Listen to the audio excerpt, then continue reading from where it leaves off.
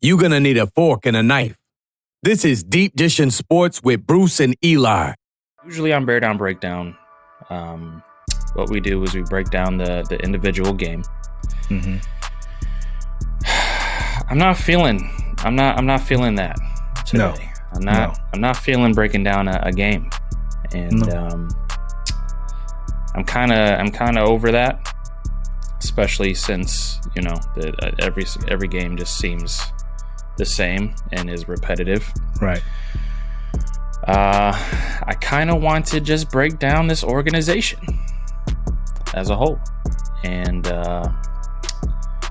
just kind of go from there and get our thoughts and get our frustrations out.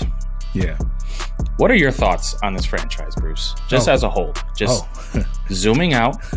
Okay. We're going to zoom out for a second. Okay. Because, we can we've done the bashing Matt Nagy, bashing quarterback play, bashing offensive line. Right. I'm done with that. Right. What is your view? Where are you at with this organization as a whole? Okay, so just a little perspective from my 8-year-old son, Jaden. Jaden. He's a very smart kid. He gets that all from his mother, definitely not me. But nevertheless, my son, I'm watching the game yesterday. The game didn't even start yet. He comes downstairs and he says, "Dad, who you going for tonight?" I said, "Son, of course I'm going for the Chicago Bears." He said, "Dad, you know what your problem is?" He said, "You think with your heart and not with your head." I said, "Wait a minute.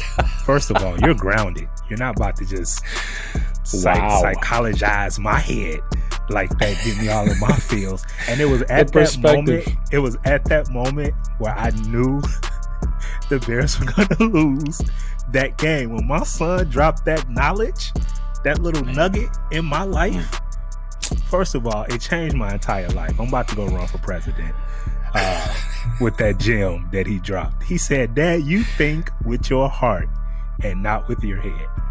I was like, "Oh my God, kid, you're where did you come from?" So in taking my son's words and just thinking about this organization from just to zoom out, bro, year after year after year after year, it just seems like this is what we deal with. This is what we deal with, whether it's poor drafting, free agents, poor free agents. Just year after year, it's always something. We don't have the right piece here. We don't have the right piece there. But it seems like everybody else in the NFL figures it out, except for the historical franchise that is the Chicago Bears. Yeah. Why is it that in my lifetime, and I'm 36, I've been a Bears fan. I missed Walter Payton. I missed that era. I started watching the Bears when I was around 7, 8 years old. So we say about 91, 92, Neil Anderson, Jim Harbaugh. I didn't have much to root for, but nevertheless, you know what I'm saying? In that time for me personally, 91, 92, we have not had a franchise quarterback. The closest we've came to a franchise quarterback, I'm going to drop 2 names. The old heads may know this. Eric Kramer, and he was we got him from Detroit, and it really he wasn't great, but he was better than what we had. And Jay Cutler. That's it, bro. That's it. And that's going on, 91, 92, that's going almost 20 plus years ago. So when you continue to have bad drafts, when you continue to have, you make poor decisions in the free agents that you pick up, like this is what it leads to. I'm gonna zoom out a little further at this point in this organization.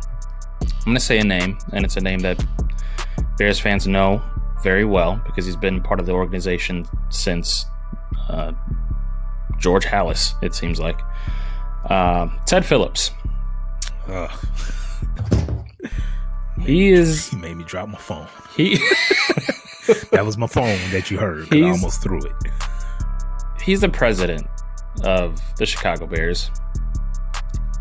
Listen to this, okay? Mm-hmm. He's been part of the organization since 1984. So we always want to go back and reminisce on the glory days. Yeah. From 30 plus years ago. This guy was part of that, apparently. Maybe that's why he's sticking around this long. But this is even crazier to me. He's been the president of the Chicago Bears since 1999. Wow. 20 years. Wow.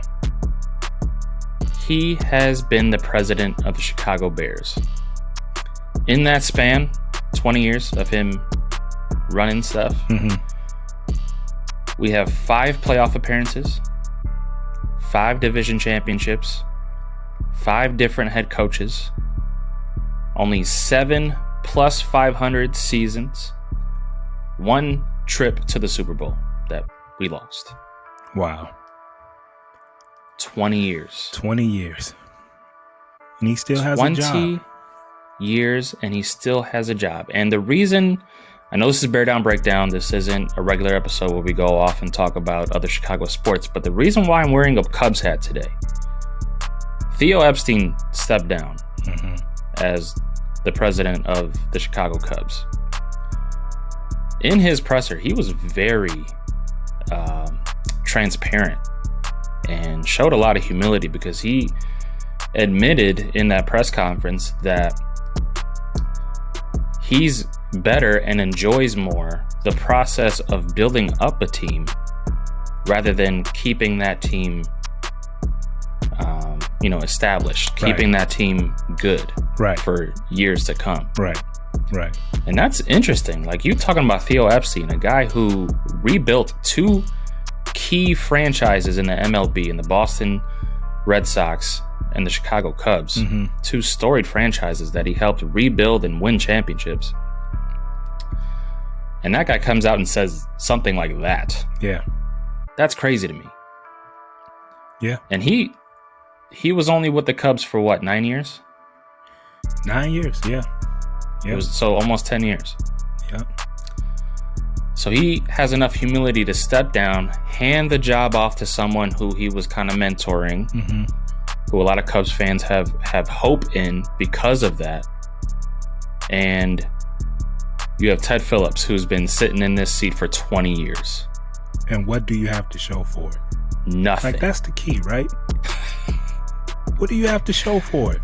5? Absolutely nothing. How many playoff appearances did you say? 5? 5 in 20 years. In 20 years.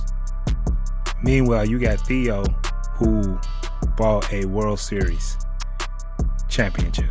Not just a World Series, but like and constant playoff appearances. Exactly. Like, which, man, that's a great point. So why do we feel like oh my God, you know what? This is about to be mind blowing. Check this out. You know what, my son, this is why he's gonna be a genius. Why is it that we expect this Bears team to be so like, oh, this is the year? In 20 years, bro, they have how many playoff appearances? 5 playoff appearances. So why do we go in and year out just with our expectations like, this is it? Because we got what? A good defense and what else? Think with your head, not with your heart. Yeah. So crazy, man. So okay, so that's the tippy top. Like, that's the tippy top. I'm not going to even talk about the McCaskies because they can't get fired. Yeah. Like, they have to sell the team. So it's not even realistic to even bring them up right now. Or die. Or Georgia will have to peacefully pass away in her sleep. Peacefully. I don't know why I want everybody to die today. I done killed off like 3 people in this Bears organization already. So, but yeah, that's Ted Phillips. That's where change. It's time. Even though I don't think it'll happen, but it's damn near time, and it's going towards the Chicago Bulls. Gar Forman, John Paxson. Right. It's treading towards that at this point. But then we go a little bit lower. So Ryan Pace, right? And I touched on it a little bit earlier, but yeah, he was brought in after coming from a winning modern organization in New Orleans, expecting to bring that over here, and instead he completely rebuilds the defense, which I give him complete credit for. Right. All right. Again, if you take a look at what this defense looked like when Ryan Pace walked through the door, it's insane what he's done with it. Facts. But here's where he's failed, and here is where it is completely justifiable that he loses his job after this season. Okay? This is crazy. In 6 years that he's been here, in the 6 years he has been the Chicago Bears GM, Ryan Pace has drafted only one quarterback. That's Mitch Trubisky. You're talking about an organization that has not had a quarterback since, you talked about it, since Jay Cutler. Yeah. He's only drafted one. He's only drafted 2 offensive tackles in 6 years. And their names are, I don't even know how to pronounce them, let alone know what their faces look like. His first name is Tayo Fabolugi. Fabolugi. Yeah, I remember Tabo Stuffalotion. That's an NBA player. Oh, okay. Close. I'm sorry. All right. Might as well be him. Yeah. Okay. And the other name is Lachavius Simmons. Okay. I remember old Lachavius Simpson. Definitely remember Lachavius Simpson. But that is crazy. Yeah.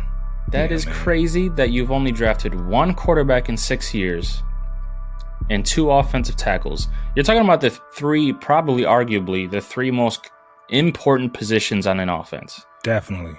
Left tackle, right tackle, quarterback. Yep. Probably the backbone of a competent offense. Yeah. And yeah, he's only drafted 3 of them in 6 years. You know what would be easy for this? You know what? I think another thing that frustrates us as Bears fans is that we don't suck, but we're not good. And so you call it, what do you call, you used to call it with the Bulls? What did they just in the middle? Well, I call it basketball hell, but this is football hell. Football hell, exactly.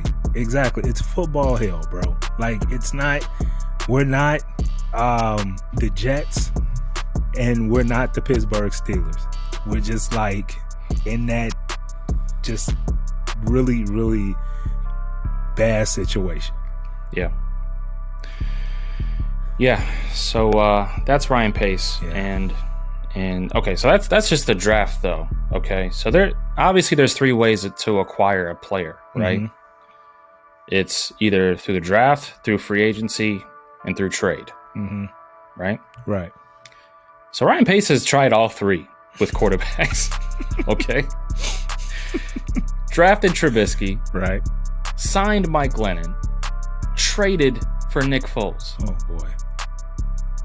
Missed terribly on all 3 of them. On all 3. The 3 ways that you can acquire a player, he's done all 3 of them. None of them have worked out. Mike Glennon. Wow. So how in the world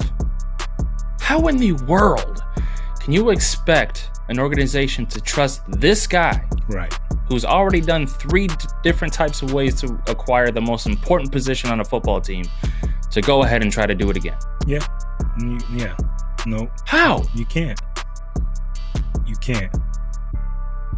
Because it's obvious that the Bears need that Nick Foles is not the answer. Trubisky's not the answer. So that's your 2 starting quarterbacks gone. How do you expect this dude to try to find the next one? Yeah, I mean, and I know I just feel like we're bringing like all the Chicago teams into like one basket, because they all just, it just seemed like they all operate the same way, but it's the same thing. It was the same thing with the Bulls regime, right? So you trusted this same regime who broke up the, they dang near broke up the championship Bulls, went through that whole rebuild, got Derrick Rose, lost him to injury and whatnot, lost all those players, and then they did the rebuild again, unsuccessful. Yep. And so it was like, oh wait, so we have to trust them again with another rebuild? No, hecky no. And it's the same thing with this regime.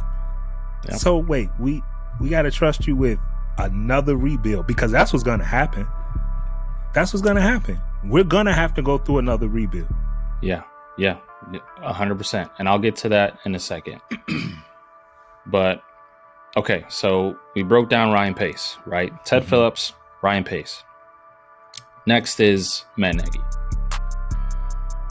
the offensive guru that was brought in to implement a modern style offense from Kansas City. Tried to implement his vision. Okay, in 2018, we saw the cute plays. We saw the offensive lineman touchdown passes. We saw the handoff to Akeem Hicks. He scored a touchdown, and it was all cute. It was all cool. Right. Following year, 2019, our defense doesn't score any points, so it kind of puts on blast this offense and how bad it actually is. Right. Find out 2018 was pretty much a fluke because our defense scored so much points. He doesn't want to adjust his system to the talent. Now, the one thing that I saw a lot of people say on Bears Twitter that I think they're getting that they're not understanding is that people are acting like Matt Nagy was handed this roster. That's not true. Matt Nagy has been here for 3 years. Right. Sure, when he came into 2018, he was handed a roster. Sure. He's had 2 years to put his fingerprints on this roster. Because it's not like Ryan Pace is just sitting in a room by himself and being like, all right, I'm going to take this offensive guy and not hitting up Matt Nagy, who's the head coach and who's the guys in charge of this offense. Right. So Matt Nagy has his fingerprints all over this offense, just like Ryan Pace does. So let's not excuse Matt Nagy like all he's doing is just taking Ryan Pace's players and trying to do something with it. Like, no, he's been here for 3 years. Right. A lot of this is on him too, roster-wise. Yeah. He comes in, fails to adjust his scheme to the roster that's on this squad. And then therefore it eliminates the guru. I don't want to hear offensive guru anymore. Yeah. I've said that a couple times, but that's a wrap. It's done because you look at his what do you call it? His master? His is it protege? What do you call like the young Padawan and then like the Jedi master? Like what do you call that dude? What's the name for that one? I don't. Okay, but you know what I'm talking about. So Andy Reid, right? A lot of Star Wars. He's and I'm not even a Star Wars fan. I don't know what I'm talking about. But anyway, so Andy Reid is kind of like he came from Matt Nagy came from the Andy Reid tree. Right. But you look at Andy Reid, who will go down as probably the best offensive coach ever. Like, no disrespect to Bill Walsh. Ooh. But like Andy Reid to me is the greatest offensive coach ever. I like that. Okay. I could see that. No argument. And here's why. He's been extremely successful with 4 different quarterbacks. 4 different quarterbacks that have different skill sets. Yeah. First one. Oh, go ahead. I'm sorry not to cut you off, but Sam, who's in our Facebook Live watching, he said apprentice. Is that the word? Apprentice? Is that what you're looking for? I think that's the I don't know. Okay. Maybe. Sure. Thanks, Sam. Thank you. Appreciate it, Sam. You're going to still struggle with it, though. But you look at what Andy Reid did with 4 different quarterbacks. Donovan McNabb was the first one. Michael Vick was the second one. Ooh, yeah. Turned Michael Vick into an MVP. Didn't win a Super Bowl with him, but turned him into an MVP. Alex Smith was the third one. Went to an AFC championship with that guy. And then now Patrick Mahomes. Yeah. You look at those 4 guys. Those 4 guys have different skill sets. True. So the best offensive coaches know how to take the talent that they're given and also have a fingerprint on, and turn their offense to make it successful around that dude. Matt Nagy just does not know how to do that. Absolutely right, man. Matt Nagy's offense doesn't work, right? Right. The offensive guru, we're throwing that out the window. So what's the one thing he has to hang his hat on? What's the one thing that we've been saying Matt Nagy's so good at? It's a good rah-rah guy. The leadership, right? Yeah. The culture. Yep. Here's the thing, like, that's great and it's important, but do you want to know what else builds great culture and what actually built it for Matt Nagy in 2018? Winning. Boom. Boom. Winning builds great culture. Yeah. Leadership has a lot to do with it, of course. I'm not taking anything away from Matt Nagy in terms of leadership. I think he's a great leader. But winning builds a great culture. Right. It's what built it for Matt Nagy. Winning. If you get a coach in here who can implement a very good offensive system, actually score points, we will be winning. Yeah. Therefore, it would have a great culture. Exactly. You don't hear culture problems in Kansas City. Yeah. Yep. You know what I mean? You don't hear culture problems in Seattle. Yeah. Pittsburgh. You don't. Yeah. That's because they're winning. Yeah. Right. You don't hear it. Yeah. So I say all that to say if good culture is the only thing that Matt Nagy has to hang his head on, if it's the only thing that he has to bring, and you're not winning football games, then that's not good enough to keep you as a coach. Exactly. Exactly. It's just is not good enough. Yeah. If you cannot do, and this goes for any job, right? Yeah. If you cannot do what they brought you in for, even if you do something else moderately well, you're gone. You deserve to get fired. Yeah. I mean, let's just be real. I could be the nicest guy ever. You know what I'm saying? But if me and you go to our jobs, and we've experienced this. We've experienced this in our personal lives. We're two of the coolest, laid back dudes. But, it's just like if you're not meeting the qualifications of the job, guess what's gonna happen? Goodbye.